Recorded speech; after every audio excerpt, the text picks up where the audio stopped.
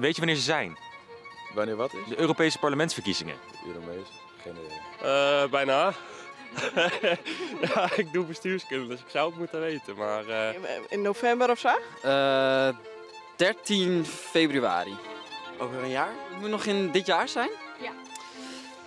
Dan doen we 13 augustus. Zo, nou, het is de kunde over het Europese parlement net zo heel hege, Darsjan. Dus 10 minuten zie je en even kist dan beter wezen als. Straatsburg! Casper, waar lopen we nu heen? Nou, we rennen nou naar de tram, want alles hier in Straatsburg gaat mij de trams. En dan hoop ik dat we uiteindelijk uitkomen bij het Europese parlement.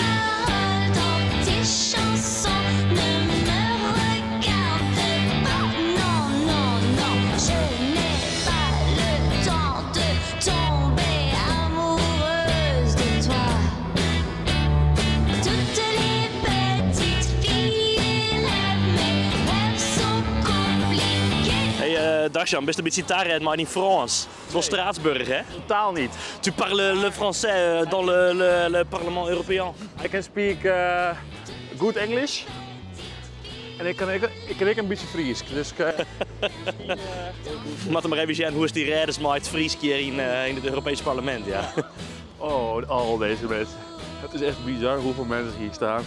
Het is echt, we kregen gewoon praten met een van de beveiligers en die zei dat ze misschien wel 15.000 mensen verwachten deze week. 15.000? Maar dit binnen allemaal bezoekers. Ja, en wij maar, ja. Wij mogen naar de pers. Lekker dan. Maar even de riemen rondgaan. Ik viel me naakt. Dus ik gewoon filmen. Ja, eikel. Heel vet. Dit is niet vervelend. Dit is net vervelend. Dit is wel echt heel mooi.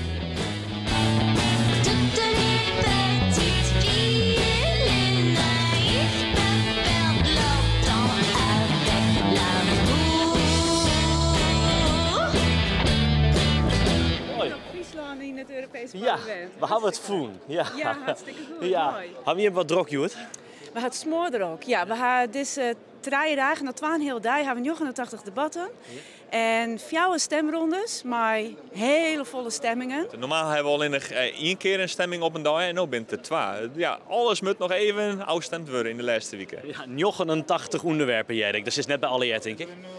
Ik moet over alles stemmen. Maar het is net zo dat ik nou precies weet wat de inhoud is. En daar heb je natuurlijk je collega's voor die dat wilden dienen hebben. En dan echt nog heel volle pers die hier is. Dat is superleuk natuurlijk. Maar al je interviews en ik met al die stemmingen ik voorbereiden. Ja, want 89 debatten in 2 hele dag. Hoe doe je dat? Nou, echt kiezen waar je bij bent. Maar ik kan nooit natuurlijk bij al die debatten wijzen. Dat is van Jaas Njochen tot jongens Albe. Nou ja, daar zit ik net overal bij. Maar bij die onderwerpen dat ik denk, hé, dat is wichtig. Daar mag ik echt bij wijzen. En voor de rest moet ik heel veel lezen, voorbereiden en interviews dan. Je zit hier al 10 hier. Vertel eens even, hoe is deze plak? Ja, nee, dat is eigenlijk één groot dorp is het eigenlijk. Dus er is een heel soort zin Straatsburg dat we er al heen verhuizen moeten. Dat klopt al, daar ben ik poer op zin. Maar er is wel een bepaalde dynamiek, omdat meestal hier hotels binnen van heel Europa. En dat uiteindelijk hier wordt stemd. Dus op het laatste moment wordt er ook nog onderhandeld. Dus dit is wel de belangrijkste week eigenlijk van de maand van het Europese parlement. Maar misschien even zien, hoe je het daar hier binnen? Ja, want dat is een goede timing. Want wij gaan nu eens stemlijstbespreking. Dus dan kijk ik maar met mijn werkers van, hey, waar moet ik aan zo stemmen? Hebben we alles op orde? Hebben we de lijsten op orde? Dus rin maar in mei, dan kun je met zien. Nou, helemaal graag mooi. Let's go.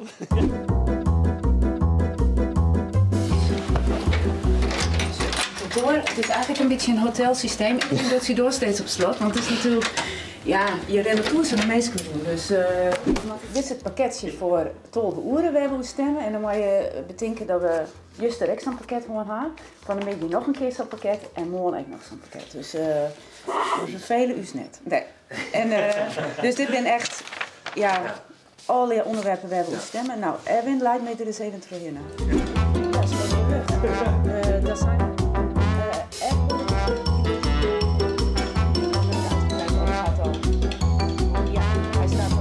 een hele spannende stemming, denk ik. Want ook binnen Renew ligt het verdeeld, heb ik gehoord. Dus, kan jij het verschil hier kan het echt op één stem aankomen op dit onderwerp. Dus ik ben heel benieuwd hoe dit verloopt.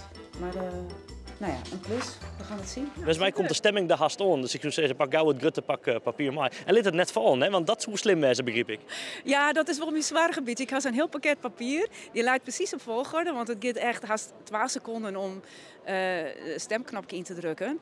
En dat leidt dus op volgorde. Dus als ik het ooit liet vallen en ik had er door de waar, dan gaat alles mis. Maar tot nu toe gaat het goed. Hi, may I ask you a question? Where do you come from? Romania. Romania, yeah. And what brings you to the European Parliament? We actually work here. You work here. Yeah. What work do you do here? We're interpreters, both of us. Interpreters. All right. Yeah. Oh yeah, but there's a lot of language. Do you only interpret the Romanian language? Yes, we are Romanians. We are in the Romanian booth. We interpret into Romanian and sometimes into a foreign language. Czech Republic. Czech Republic. Yes. And what brings you to the European Union? I'm the assistant of the MEP, Czech MEP. Yeah. What do you do here as assistant of an MEP? We have a lot of stuff.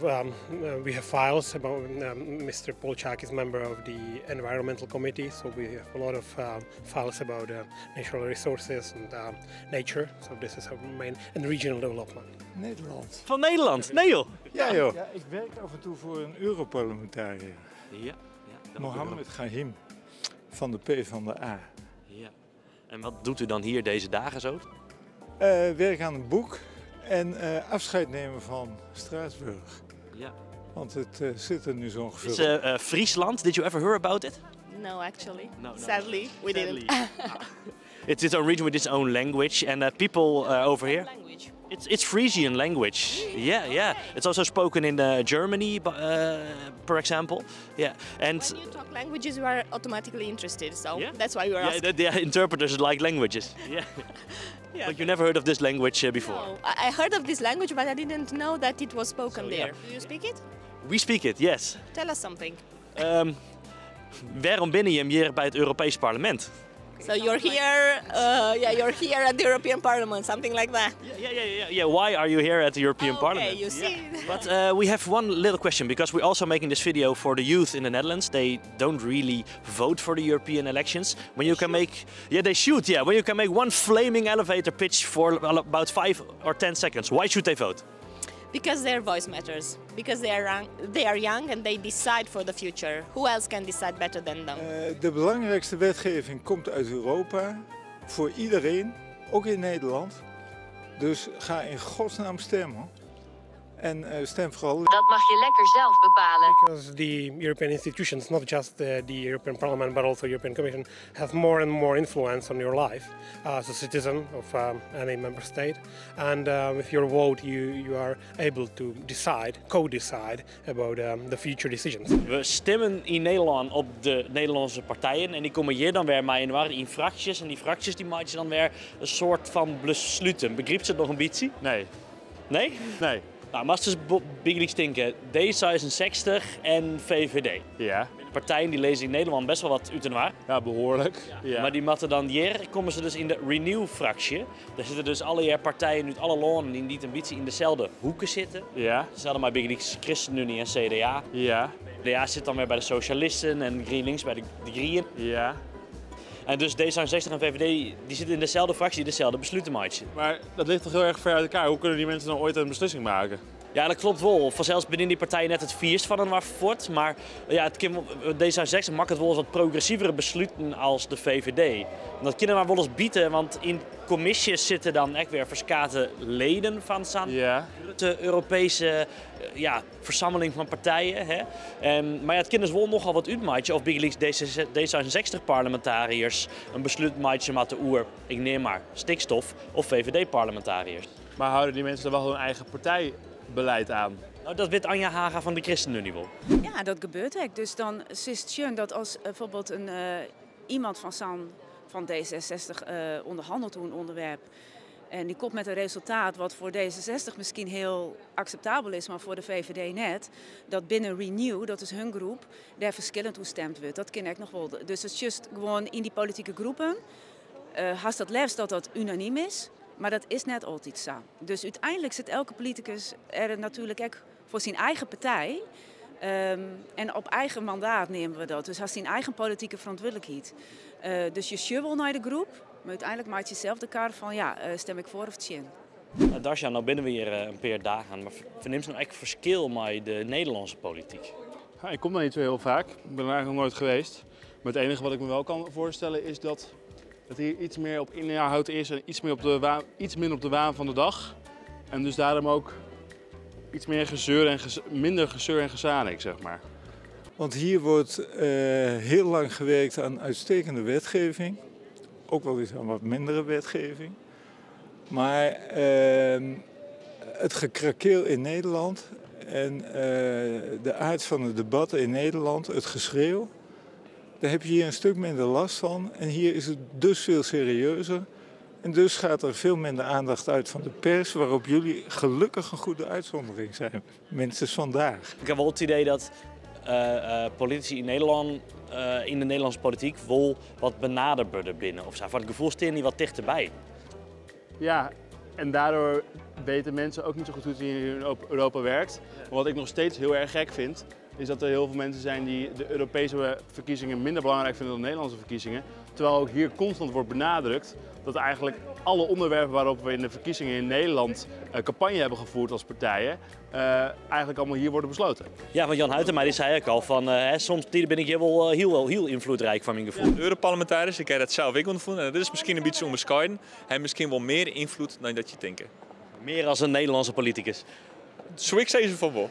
Nee, maar dit is wel serieus. Ik heb op sommige momenten op sommige plakken zitten, werd ik echt wel zeker dat ik meer invloed heb dan bijvoorbeeld Mark Rutte. Het is wel inderdaad, de kleurplaat wordt hier makken en in Nederland moeten we hem zelfs inkleuren. Ja. Hield hij het meer? Maar ja, de kleurplaat hoe die eruit ziet is wel belangrijker dan het inkleuren zelf. Ik bedoel, ik wil wel een mooie kleurplaat die ik moet inkleuren. Dat is toch wel afhankelijk van de lijntjes. Maar zo'n kleuren, als dat je een mooie kleurplaat. Dat klopt. Ja, Darsja, en wat wel toevallig is, voorkom je direct gewoon even een Friesje die geen Europarlementariër is. Waar bist? Zeker net. Nee, zeker net. Ik ben Jesse Skevel en ik werk hier voor de Nederlandse Glijstenbouw als lobbyist. En ja, het is hier de laatste plenaire sessie. Dus vandaar dat ik hier ben.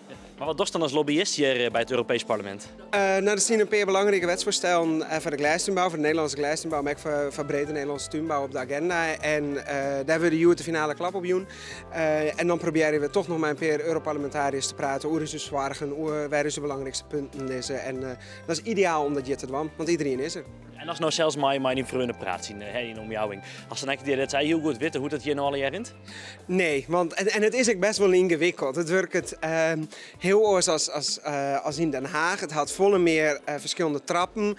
Als een wet had, dan had het eerst op bepaalde commissies, bijvoorbeeld de landbouw, de milieucommissie instemd worden. En pas daarna wordt de finale stem in het plenaire Europese parlement, waar we hier nou verbinden. Dus het werkt heel oors, er zit heel erg belang in. Dus ja, het is ingewikkelder. Ja, maar hoe precies is dan die vreugde oer te halen om wel te stemmen? Goeie vraag. Nou, zoals dat eigenlijk net alleen op het gebied van landbouw, maar ook klimaat, wetter, milieu, eigenlijk alle wetgeving komt hier uit Brussel. In Nederland maar we de punten en komma's er nog achter zetten. Ja, dat komt hier al hierbij. Dus als echt het land, Nederland, in een bepaalde koers verhoord wordt, maar ook Europa, dan mag je stemmen, want alles gebeurt hier. Zit erop. Ja, we zullen weer rond naar het mooie Friesland. We hebben een aantal dagen hier vertoefd. Wat vond je ervan? Een soort. Een soort, ja. Ja, heel soort om het zit gewoon zo ingewikkeld in en warm. Dat alle jaren een beetje te begrijpen, dat kost het wel even tijd. Maar uiteindelijk wordt het dan steeds helderder. En als je het echt wel weet het alle jaren ook hier. Hoe je het voor dan? Dat veel prikkels. Ik ben ook wel kapot. Ik ben blij dat daar uitgang, exit en sortie staat. Maar het was ook een hele leuk avontuur. En ik hoop in ieder geval dat we ook de kijkers thuis een heel klein beetje hebben geholpen om het een beetje te begrijpen en een klein beetje een kijkje achter de schermen hebben kunnen geven. Want ja, ik hoop je dat Jim inderdaad even zien hoe het Europa nou correct werkt, hoe het Europees Parlement nou correct werkt. Want op 6 juni binnen de verkiezingen en wij zullen zeggen, stemmen maar.